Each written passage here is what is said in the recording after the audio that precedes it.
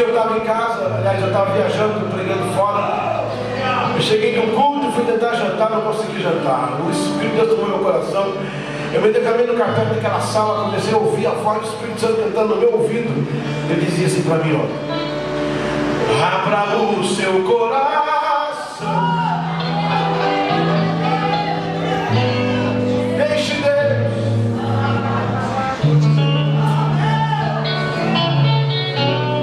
Ele diz que acabou, ele diz já terminou, o inimigo foi vencido. Põe agora a tua fé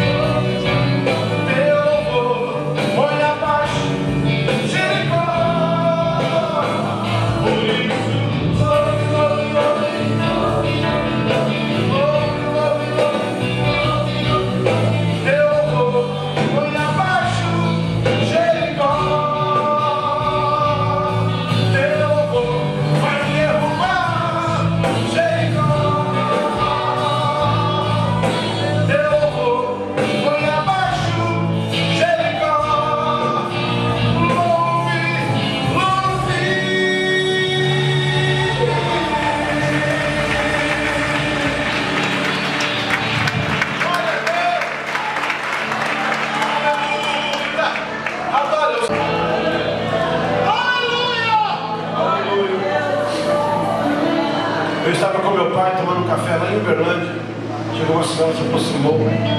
O senhor pastor Eliseu, eu falei, senhor, posso dar um abraço? Eu falei, pode. Ela falou, pastor, como é bom te conhecer. Eu falei, por quê? Eu estava no hospital internada, morrendo de câncer. Eu consegui aquele famoso peso de 37 quilos, que é exatamente o peso do osso e da pele. Perdi todo o cabelo, eu estava morrendo em 3 semanas, não tinha mais jeito para mim. Me entreguei à morte, comecei a esperar chegar a morte. Até que uma amiga veio até mim e trouxe um CD. E tinha uma música lá que falava assim: chore pra Deus, que o choro não cai, o choro da alma sobe, sobe, sobe e vai. Chorando pra Deus, você move o céu. Choro do céu é uma cachoeira no trono de Deus. Ela falou, pastor, eu comecei a ouvir sem parar essa música. Terminava, eu tocava de novo. E foi assim, pastor. Depois que eu ouvi quase ou mais de 1.600 vezes a mesma música, o sangue começou a reagir. Os glóbulos começaram a aumentar. Quanto mais eu cantava, o câncer recuava. Quanto mais eu adorava, a doença ia embora. Quanto mais eu louvava, o Senhor me curando. Hoje estou aqui, pastor, completamente curada, criando os meus filhos, engordei, o cabelo cresceu. Pastor, me faz uma promessa. Eu disse, se eu puder, eu vou cumprir. Nunca pare de cantar. Em algum lugar, alguém precisa ouvir a tua canção. Quantas vezes nós cantamos os problemas para alguém que nem sempre é capaz de compreender. E quantas vezes nós pensamos que alguém pode ajudar, mas ninguém consegue resolver. Mas existe um amigo, ele é Jesus, e hoje vai te curar. Chore pra Deus, que o choro não cai, o choro da alma sobe, sobe, sobe e vai. Chorando pra Deus, você move o céu.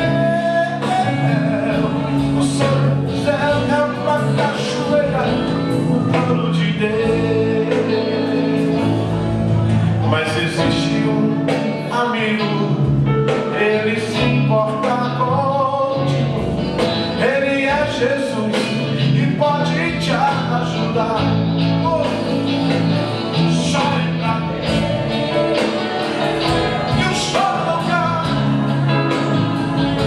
O choro da alma sobe, sobe, sobe e vai. Chorando pra Deus, você ouve o céu. O choro do céu é uma cachoeira no trono de Deus. Canta, igreja. Chore pra Deus, que o choro não cai. O choro da alma sobe, sobe, sobe e vai. Chorando pra Deus, você ouve o céu. O choro do céu é uma cachoeira no trono de Deus. Chore pra Deus,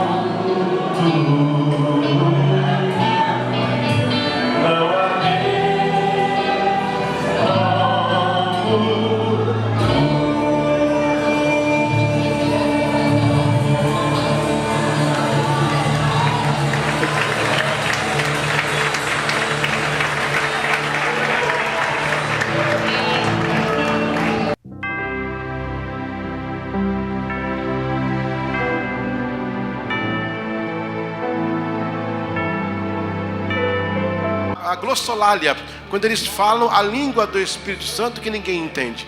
Depois lá fora eles têm a xenolalia, que é falar línguas estranhas na língua que existe para um povo e que o Espírito Santo te usa sem você saber. Isso é xenolalia. Então Deus usa assim.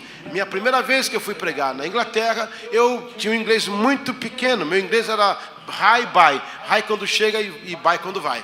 Quando eu fui pregar, eu tinha uma intérprete no primeiro dia. Essa intérprete tinha estudado português em Oxford, nunca foi a Portugal e confundia o Brasil com a Bolívia. Imagina o tipo de intérprete que eu tinha. Antes dela pregar comigo, ela fumou um cigarrinho lá fora e veio pregar no púlpito. Falei: Senhor, é a primeira vez que eu vou ser interpretado por Satanás do meu lado.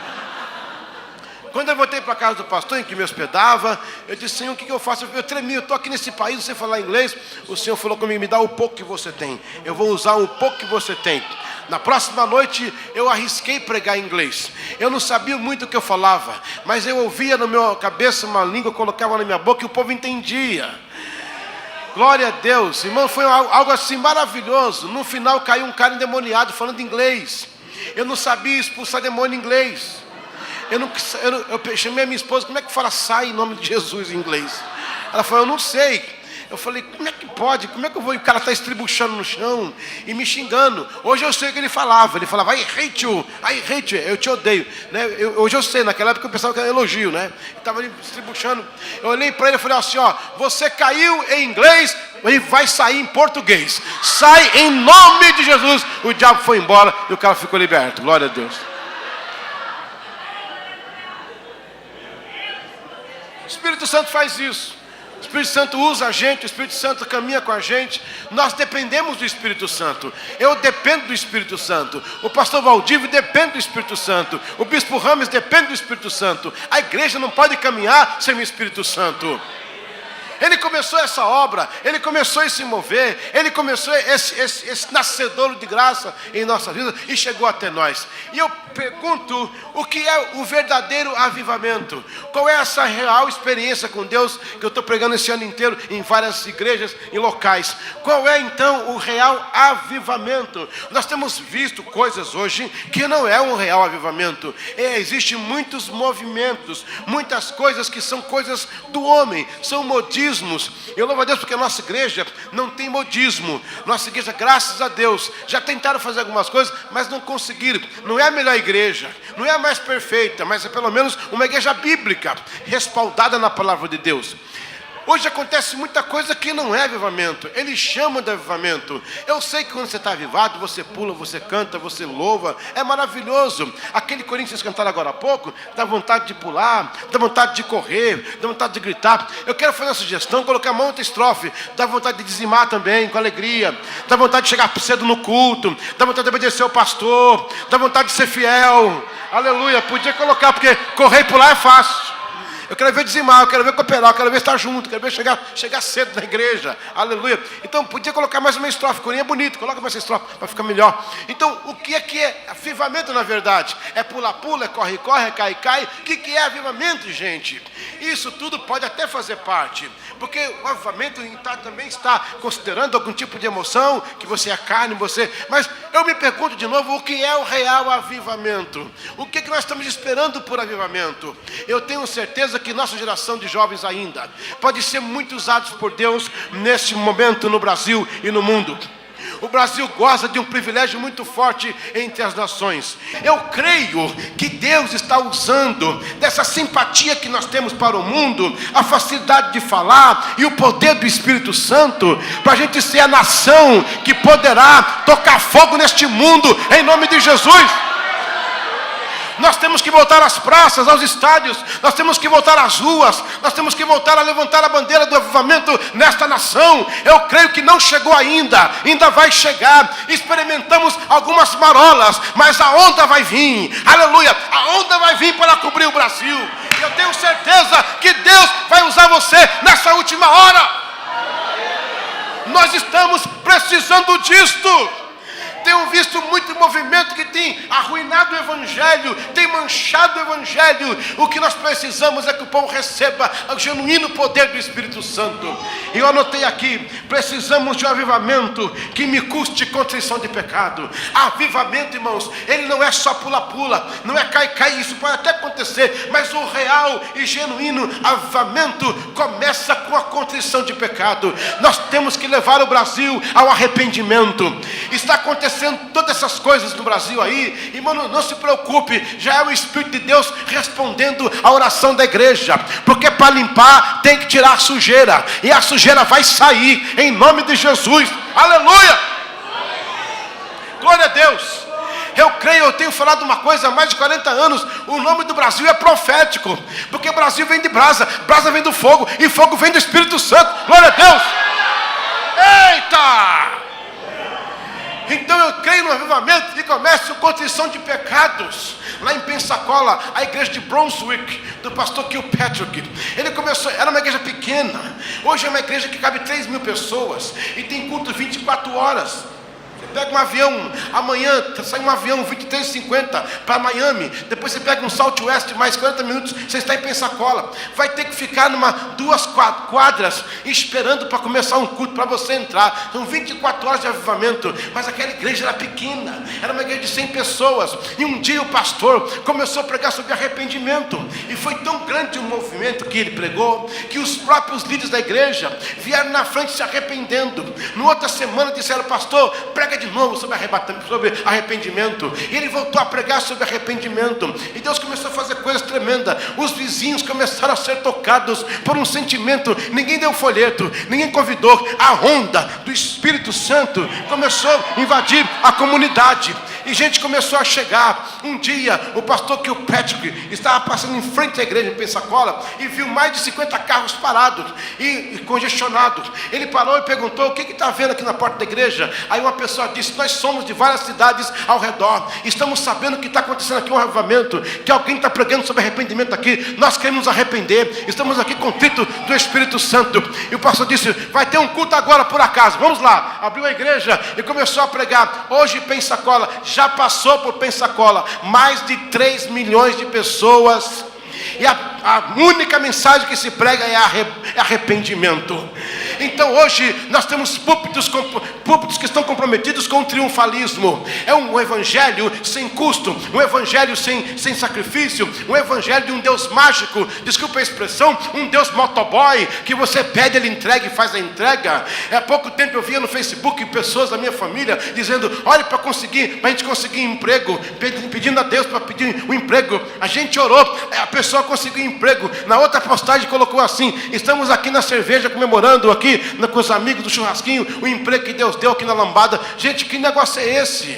Que negócio é esse? Que Deus é esse? Um Deus empregado? Um Deus que faz o que eu mando? Que evangelho triunfalista é esse? Que dá tudo e não pede nada? Evangelho da teologia da prosperidade, onde Deus é nivelado a um comércio financeiro. Se eu fizer, eu vou ter. Irmãos, qual foi a casa própria que Paulo teve? Qual foi a riqueza que Pedro teve? Qual foi o palacete que Jesus morou? Se Paulo nascesse hoje, ele não seria apto para pregar em alguns púlpitos de algumas igrejas. É um evangelho do triunfalismo, um evangelho do comodismo. São tantos tipos de ismo que existe hoje. Está na hora de levantar um evangelho cheio do Espírito Santo, condenando o pecado, a justiça de Deus nesse país. Aleluia! Nós não estamos precisando de impeachment, nós não estamos precisando de novas eleições, nós não estamos precisando de novos líderes, estamos precisando de um país ajoelhado aos pés de Deus, clamando por salvação e justiça nessa nação. Aleluia! Nós temos que voltar. Glória a Deus.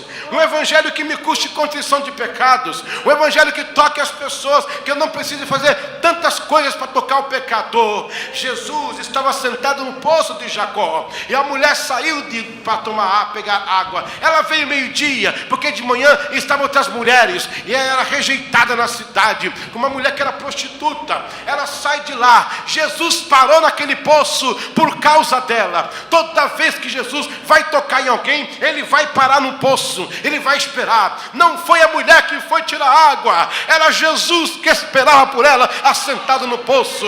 E quando ela sai da cidade, diziam: lá vai a prostituta. Mas quando ela chegou, Jesus disse: lá vem a minha missionária. Porque Jesus não me olha através dos meus fracassos, Ele me olha através das minhas habilidades. Aleluia. Hoje é noite de você se arrepender. Hoje é noite de você deixar que o verdadeiro avivamento tome conta da sua alma e do seu coração. Aleluia. Tome conta da sua vida de uma forma poderosa. E começa com contrição de pecado. Pastor, eu estou no avivamento, eu estou pulando, eu estou sentindo. Não, isso não é avivamento. Pastor, eu estou sentindo a miséria da minha alma, do meu pecado me correndo. Aí começou o verdadeiro avivamento. Aleluia, glória a Deus. Segundo lugar, nós precisamos de um avivamento que me custe testemunho de verdadeiro cristão. Eu não entendo um evangelho em que as pessoas aqui são santas demais, mas quando o culto acaba, viram demônios na rua. Eu não entendo esse tipo de evangelho. Eu não entendo o evangelho da enganação. Eu não entendo o evangelho da mentira. Eu não entendo o evangelho do jeitinho brasileiro. Eu não entendo isso. Eu entendo que o evangelho que custe um avivamento é um testemunho que impacte a sociedade. Os primeiros metodistas, em 1700, eles eram conhecidos não pela carteirinha de membro, até porque não tinham. Não era conhecido porque frequentava um templo numa capela metodista, não. Eles não compravam açúcar, eles não usavam açúcar, porque o açúcar vinha da mão escrava. Eles não usavam colchão, o colchão deles era feno, com pano em volta e couro assim para segurar o estrado, porque o colchão também vinha da mão escrava. Quando chegava no supermercado, uma pessoa ia fazer compra, não comprava açúcar, não comprava algumas coisas da mão escrava, já sabiam que era o metodista. Não precisava pregar, a conduta deles era de povo assim. Os púlpitos metodistas eram altos e não havia janela. Por quê? Arquitetura? Não. É alto para o pastor pregar no mezanino, como estão os irmãos ali? Não. Era porque a mensagem metodista era muito forte e pesada. Era muito pau que mandavam, muita pedra. O púlpito era alto para ficar dois diáconos embaixo, para impedir o agressor de de pegar o pastor. Isso que era a mensagem era tão sim, contundente, que as pessoas davam pedradas. O púlpito era alto porque a mensagem era de condenação. Hoje em dia os púlpitos desceram de muitas igrejas, porque também não precisamos mais de púlpito alto. A mensagem não agride mais, a mensagem não fala mais ao pecado, a mensagem não condena mais. Vem como está, desde que você coloque seu dinheiro aqui, não tem problema, fique como está, desde que você coopere. O evangelho não é feito de dinheiro, o evangelho não é feito de arrecadação, o evangelho não é feito de finanças, é feito de fé, é feito do Espírito Santo, é feito de almas que se rendem a Cristo. Nós temos que voltar a isso.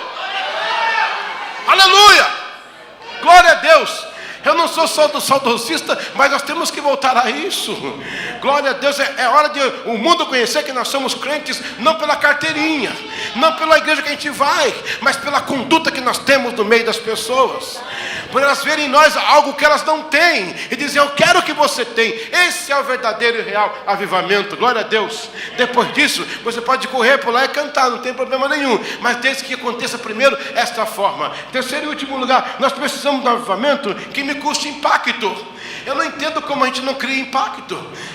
Dizem que o Brasil agora tem mais de 40 milhões de crentes. O Brasil cresceu, a igreja cresceu, mas e aí? Continua o sequestro, continua a infidelidade, o estupro, continua a maldade, as drogas, continua. Como entender o evangelho que cresce e o pecado não diminui? Nós temos que entender isso, temos que realmente testar se essa estatística é verdadeira, porque se fôssemos crentes mesmo de verdade, com 40 milhões, já era para ter mudado essa nação em muito tempo. E como acontece isso? A proliferação do pecado aumentando a cada dia. Nós precisamos protestar contra o pecado, nós precisamos condenar o pecado, nós precisamos denunciar o pecado. Glória a Deus, aleluia. A minha filha estava na escola e chegou uma moça com uma outra moça de mão dada e perguntou para minha filha: cadê a sua namorada? Minha filha falou: não tenho namorada. Quando meu pai liberar, vai ser namorado, porque é pecado, mulher com mulher e homem com homem. É a Bíblia que diz que é pecado. A moça disse: o que é pecado? Pecado é errar o alvo, pecado é não conhecer a Deus. Glória a Deus, porque minha filha estava ali para evangelizar e pregar. E se ela não faz isso? E se ela fica com o mesmo modo? E se ela tem medo, irmãos? A igreja não tem que temer ninguém, não. Eles têm que temer a igreja. Glória a Deus. Quando eu era criança, lá na escola, eu era perseguido porque era crente. Eles zombavam de mim porque era crente. Viviam o tempo todo fazendo bullying comigo. Até que um dia eu estava numa vigília distrital de jovens e o Senhor falou comigo assim: meu filho, eu quero te falar uma coisa. Eu quero que você me dê testemunho, porque é o mesmo direito que eles têm de zombar de você porque é crente, você tem de pregar para eles. Eu voltei para a escola e comecei a enfrentar. Quando zombavam de mim, eu falava uma mensagem salvadora para aquela vida, até que eles se calaram. E no último dia eu preguei para mais de 600 alunos naquela escola. Glória a Deus! Aleluia! Eu preciso do avivamento que impacte as pessoas. Eu estou cansado. E eu louvo a Deus, irmãos, por ter nascido e ser criado nesta igreja. Ela não é a melhor. Ela tem muitos defeitos, a começar por mim como pregador dela. Mas ela nos dá pelo menos uma base bíblica e sólida. Ai de mim, se eu tivesse nascido em uns ministérios que tem aí, que faz cada coisa estranha, sabe? Estão fazendo cada presepada. Agora na internet, eu nem assisto mais essas coisas. Mandaram um vídeo de umas irmãs, rapaz, de uma igreja, também não era nossa, porque se fosse, ia falar com o bispo, né? Uma igreja que as irmãs se vestiam de uma roupa estranha e cantava a música das Poderosas de Jesus, usando como fundo aquela música de uma cantora mundana que tem aí. Aonde nós chegamos? Para que isso? Nós estamos imitando o mundo. Era o mundo que tinha que correr, imitar a igreja e dizer: me dá a tua água, eu estou com sede. Temos que mudar isso, mudar esse quadro. Glória a Deus. E quem sabe o avivamento daqui, deste lugar, começa aqui nesta igreja. Glória a Deus. Eu não sei, Deus pode escolher. Aleluia, glória a Deus. Aleluia. Eu anseio por um grande avivamento. Eu anseio por um grande mover de Deus. Eu anseio por muitos jovens batizados com o Espírito Santo, por muitas pessoas recebendo o dom da palavra, da revelação, da profecia. Glória a Deus, das curas genuínas e divinas. Não uma cura sensacional que colocam na televisão e fazem uma propaganda, e algumas delas mentira, foi coisas montadas. Eu quero ver uma cura genuína, onde não é fruto de uma emoção, mas da unção de Deus e do poder de Deus na vida de uma pessoa. Glória a Deus. Soltar os prisioneiros não tem problema. E soltou aqueles homens. Eles desceram as águas e o pastor deu a honra para o presbítero, o juiz, batizar. E o juiz olhou para eles e disse: olha o que faz o evangelho. Vocês são presos e eu sou o juiz. Vocês foram réus e eu condenei. Mas neste momento nós somos irmãos em Cristo. Neste momento nós somos irmãos do mesmo lugar, do mesmo coração, do mesmo sentimento. E eu vi um juiz batizando os réus na presença de Deus. Só o evangelho pode fazer algo tremendo como isto. É o evangelho que impacta a cidade, que impacta as pessoas, que impacta o coração. Aleluia, glória a Deus. Nós precisamos disso, nós carecemos disso. E hoje à noite eu vou orar pela sua vida, vou orar por você, para que você continue no processo de avivamento, para que você confesse a Deus seus pecados, para que você tenha contrição na sua alma, para que a sua vida não seja pautada em dinheiro, em finanças, em bênçãos, na bênção do Senhor, mas no Senhor da bênção que está aqui nesta noite. Aleluia. Eu tenho visto pessoas de todas as nações se entregarem a Cristo. É incrível, gente, é incrível isso aqui que eu vou dizer agora. Se eu fosse pregador de filosofia, eu teria que prestar atenção onde eu pregasse, porque a filosofia francesa, muito alta, ela briga com a filosofia grega. Se eu fosse fosse um palestrante de finanças, eu tinha que ter cuidado para falar para comunista, para socialista, para monarquista. Cada um tem um tema. Um evangelho, ele é maravilhoso, ele se adapta em qualquer língua, em qualquer cultura. Onde você pregar, tem uma alma que precisa de Deus. Um evangelho, pastor Valdívio, ele é a única filosofia no mundo que reúne um paradoxo. Ele é alto, ele é como as estrelas. Ele é alto e é claro. As estrelas são altas e são claras, elas brilham. O evangelho é alto para aquele que já sabe que é sábio, aprenda muito mais. E ele é claro para aqueles que nunca ouviram falar e entendam da primeira vez. É tremendo isso, é tremendo. Esse é o evangelho que pregamos. Eu tenho visto de várias... Gente, é incrível. Onde você prega, a recepção é diferente, mas o resultado é o mesmo. O Espírito Santo entra no coração e abençoa a pessoa, independentemente do país que ela viva. Ou seja, mas a unção do Espírito Santo opera na alma da pessoa. Aleluia. Eu pisei 2 semanas atrás no púlpito de Jan Hus, lá na República Tcheca, na cidade de Praga. Praga para nós é um nome pejorativo, Praga, mas na língua deles é prega, é pregador, é de quem fala, é speaker, Praga. E naquele púlpito, naquela capela de Bethlehem, existe uma portinha pequena. O púlpito fica no alto, só cabe o pregador. E tem uma portinha que você tem que entrar para pregar. A porta, o John Hus, que foi ali o reitor da universidade, o pregador John Hus, ele fez uma portinha pequena para que o seminarista, quando fosse pregar, para lembrar que o pregador só pode pregar a palavra se primeiro ele se abaixar e ser humilde para entregar o recado de Deus. John Hus nasceu no dia 6 de julho de 1369 na cidade de Rusenik, que fica a 75 quilômetros de Praga. Ele foi criado em Praga porque seus pais trabalhavam lá.